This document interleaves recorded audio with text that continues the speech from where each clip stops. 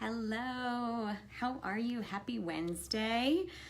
Have you ever been hurt or felt disrespected by something your child has said or something your child has done? If the answer is yes, this video is for you.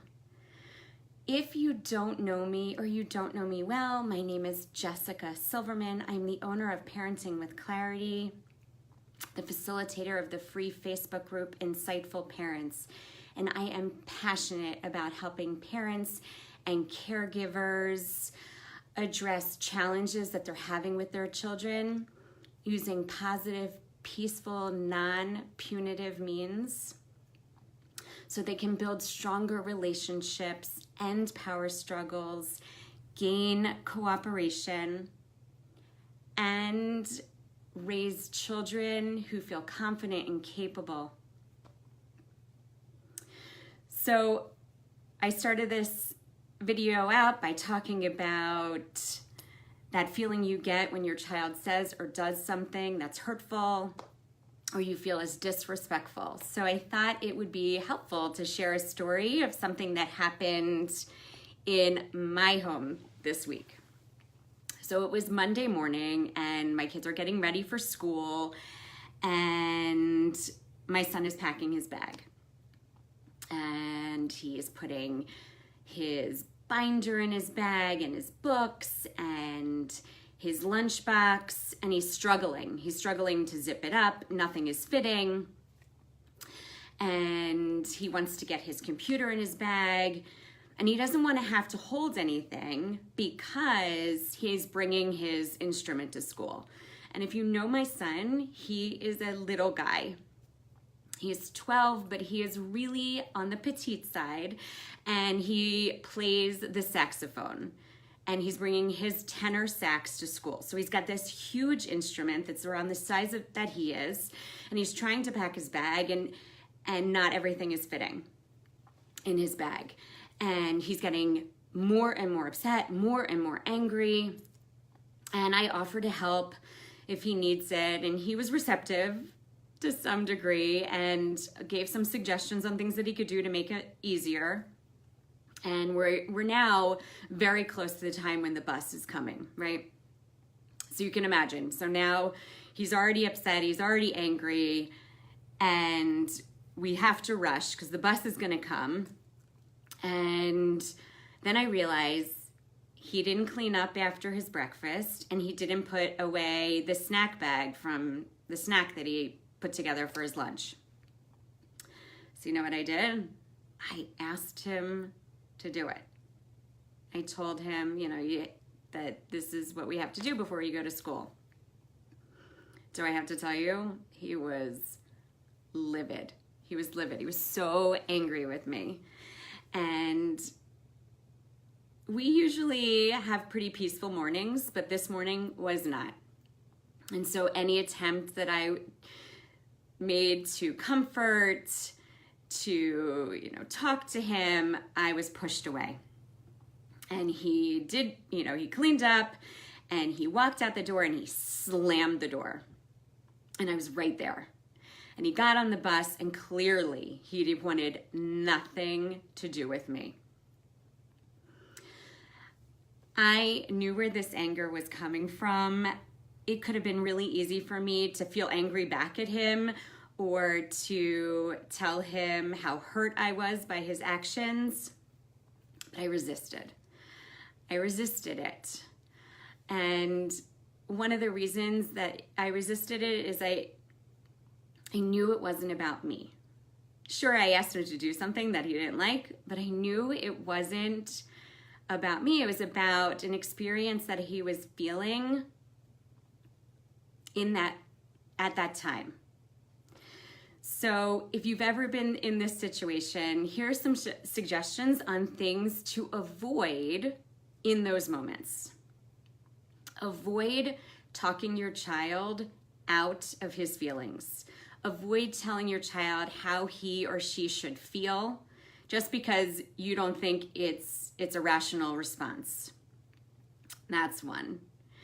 2 is to force your child to apologize to you in that moment. Why?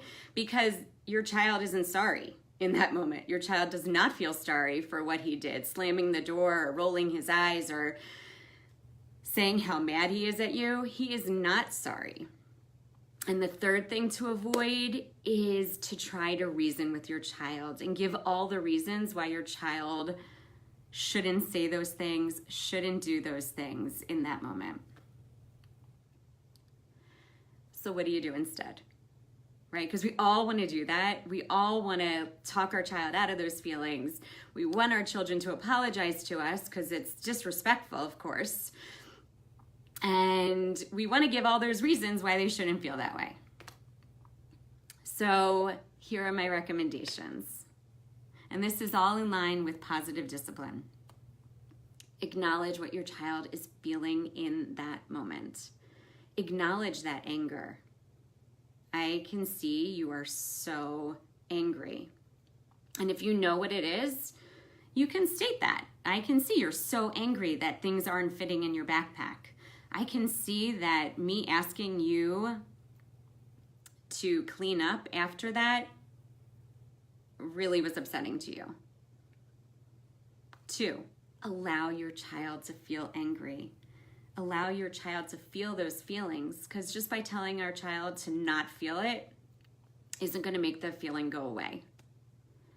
3, get curious. If you don't know what it is that is upsetting your child or making your child feel so angry, get curious. Wonder, what is it? Sometimes your child comes home from school or daycare and is just not himself, not herself, is crying and yelling, getting upset over what you see as the smallest things.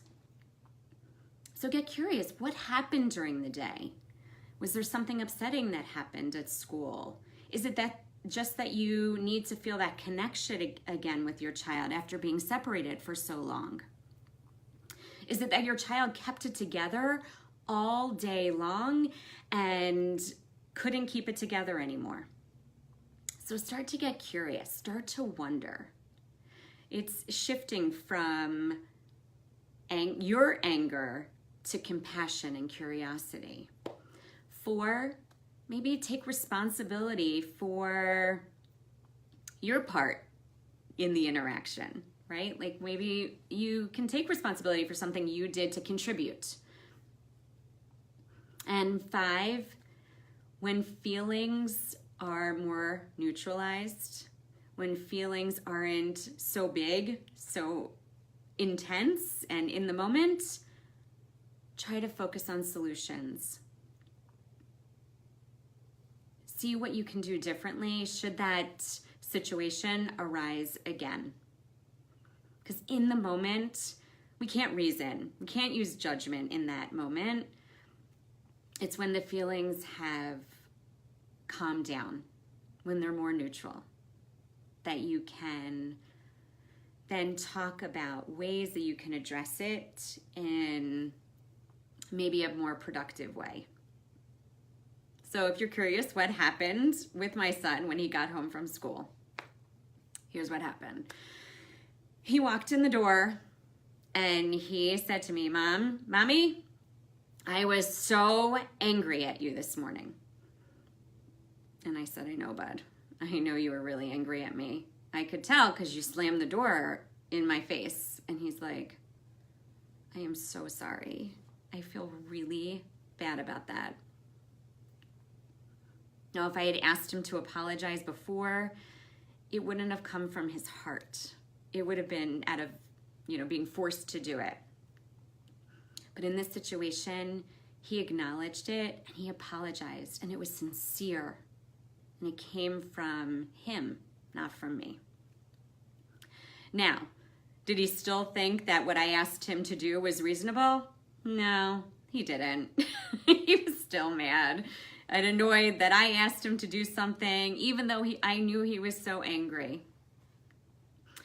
But he was able to express his feelings, I was able to share mine, and we were able to have a discussion about it.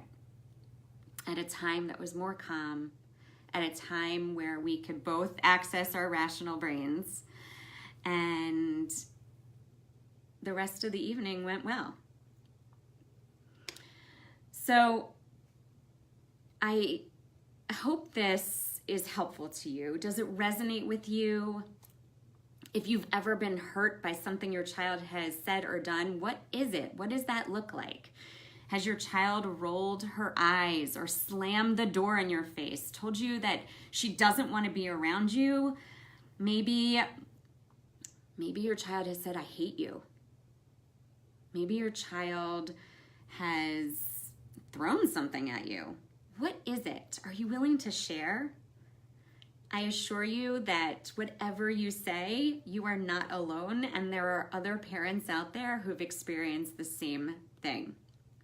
So be brave and share your experiences below. Know that you are not alone. And if you feel more comfortable sharing in a more intimate community, feel free to join or post in the free group Insightful Parents. We can continue the conversation there. I truly believe that if we want to make the world a better place, it can start at home. Let's be the teachers, the guides, the coaches that our children need to reach their fullest potential. And remember, it is not about being a perfect parent. None of us is perfect. We all make mistakes. It is about making a commitment to doing better and to learning from our mistakes. Until next time, have a great day. Take care. Bye-bye.